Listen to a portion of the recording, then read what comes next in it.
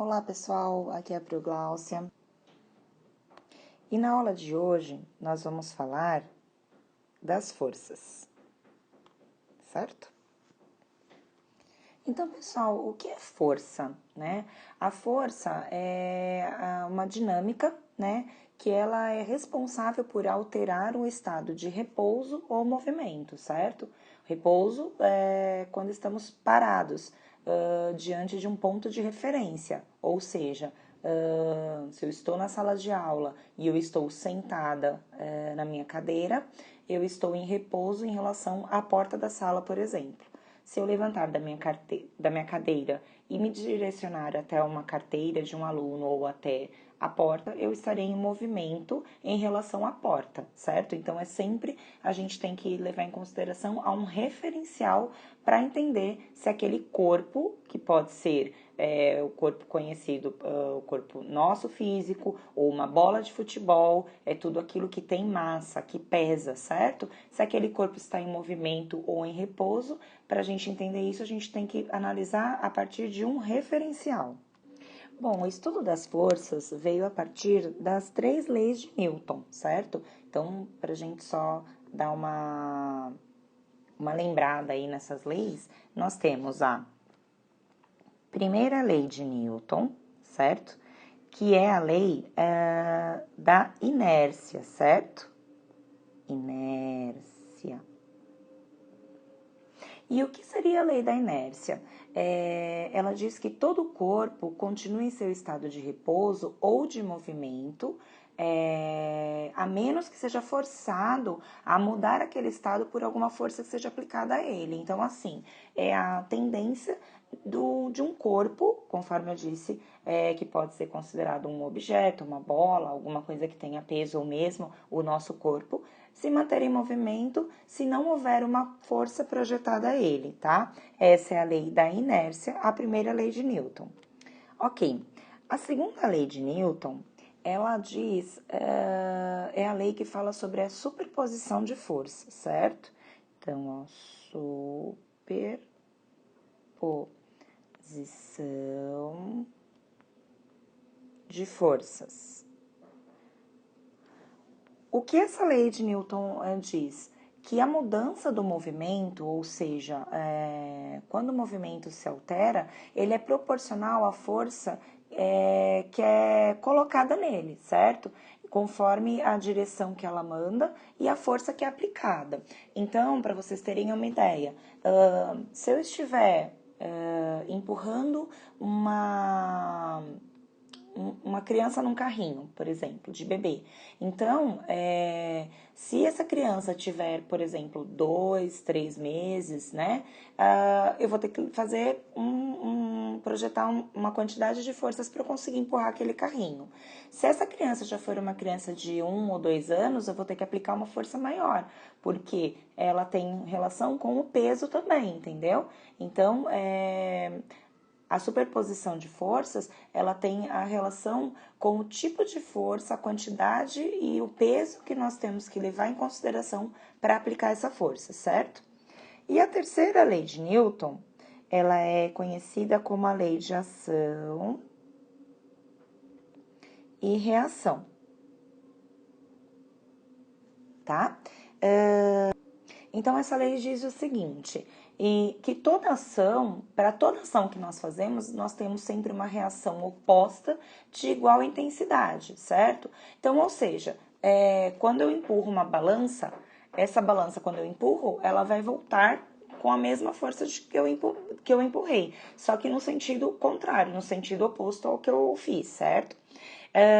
Essa lei também é utilizada muito, né, se a gente for pensar no nosso dia a dia, né? Toda ação tem uma reação. Então, assim, se eu bater numa pessoa, a chance dessa pessoa devolver aquele tapa, ou seja, né, aquele empurrão, por exemplo, vai ser a mesma. Então, assim, se nós maltratarmos uma pessoa, nós vamos ter a mesma reação de volta. E se nós tratarmos bem uma pessoa, a tendência é de que a ação volte da mesma forma, certo? Essa pessoa nos tratando aí da mesma forma que nós tratamos, certo? Bom, Então, agora nós vamos falar de alguns tipos de força que são conhecidas aí a partir das leis de Newton, certo? Força atrito, força gravitacional, a força de arraste, a força elástica, a força aplicada, atração ou tensão e a força empuxo, tá? Para entendermos um pouco mais sobre isso, nós vamos falar sobre o medidor de forças, certo? O medidor de forças são esses aparelhinhos aqui, ó, a partir desses aparelhos, né? Chamado de dinamômetro. Ops, deixa eu apagar porque ficou muito grande. E aí eu não vou conseguir terminar. Ó, dinamômetro. Certo? Então, o dinamômetro, ele tem essas molas elásticas, certo? Que ficam aqui dentro, tá? E elas se esticam à medida que a força é aplicada sobre elas. Então, quando a gente coloca pendura alguma coisa aqui, ó, nessa parte do aparelho, ele vai medir aqui, né? A grandeza que é utilizada com a letra N, né, por conta de Newton, para medir o tamanho da força que é aplicada sobre ela, certo? Bom, as forças que nós conhecemos são: a primeira é a força de contato, certo? Essa força, ela atua sempre que nós tocamos algo, certo?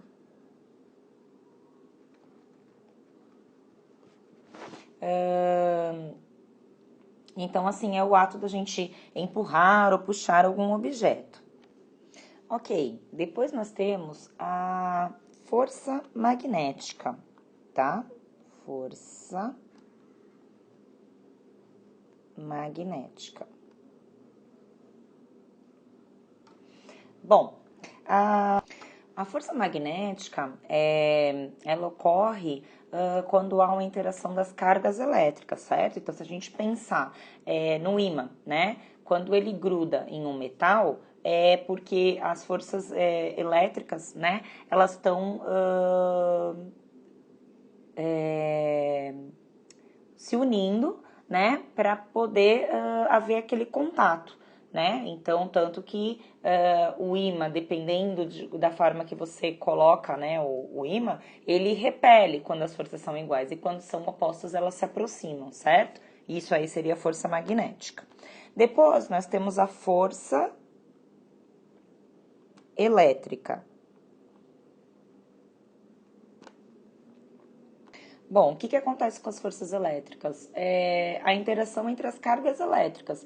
Essa interação de força, ela pode ser tanto atrativa quanto repulsiva. Então, vai depender do tipo de carga, tá certo? Que está sendo aplicada sobre elas, tá? Então, aqui a gente tem, ó, a carga positivo com positivo, elas estão se repelindo.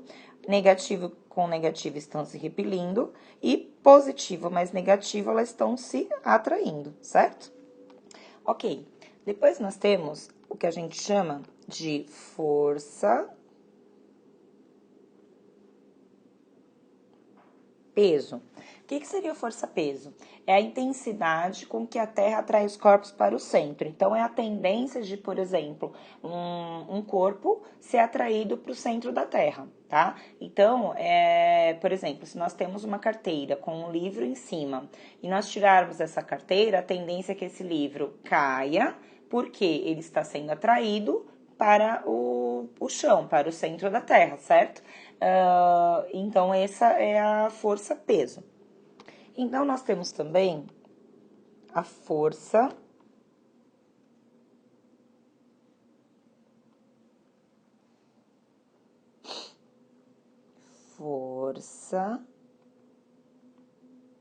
atrito, tá? E o que é a força atrito? É uma força contrária que existe entre o objeto e a força que desloca, causando a resistência de contato de dois corpos. Então, um exemplo que a gente tem é quando a gente está caminhando. Então, o nosso sapato, o nosso tênis, ele sofre uma força em contato com o piso, né? Em contato com o chão que nós estamos andando. Então, nós caminhamos e a superfície de contato por onde a gente está andando, ela tem um atrito de volta aí vamos dizer assim, com o sapato, né? Com o nosso corpo, com o nosso caminhar, certo?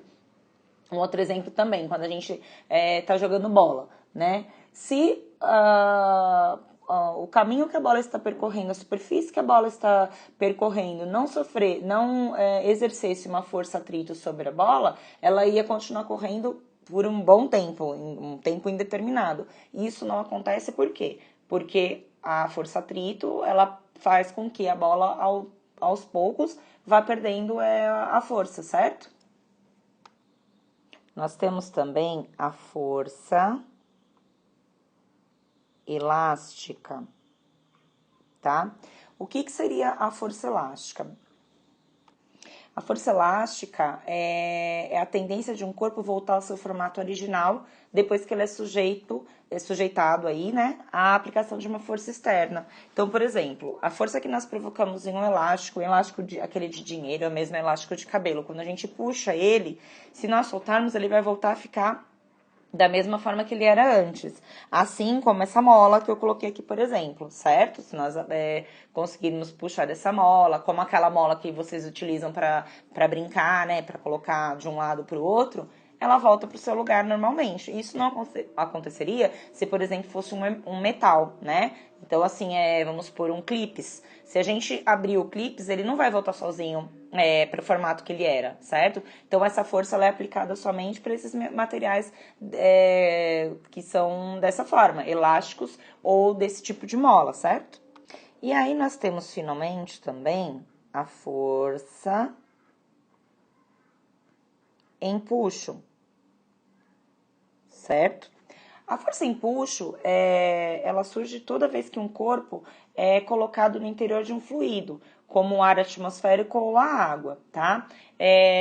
Então, por exemplo, a tendência de que um barco ou um navio fique flutuando, né, fique por cima da água, flutuando, né, por cima da água e não afunde, ela é proporcionada a partir da força empuxo, certo?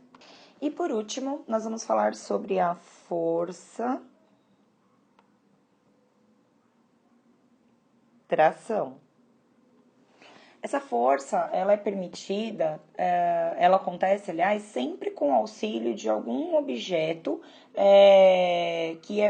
aliás, sempre com auxílio de uma corda ou alguma outra coisa que permita que um objeto seja puxado através dela, certo? Então, por exemplo, nós temos essa força-tração no elevador, que é puxado a partir de uma corda, né, de aço, de um cordão aí de aço, aquelas pontes que são abertas para passar aqueles barcos por baixo e depois elas são fechadas para carros passarem por cima, certo? Então, essa força, ela é provocada sempre com a ação de uma corda, né, ou algum outro material que possa fazer com que aquele objeto se desloque a partir do uso daquela força, certo? Então é isso aí, pessoal. Terminamos a aula de hoje. Espero que vocês tenham relembrado ou aprendido, né, com esses novos conceitos. E até a próxima aula. Beijos!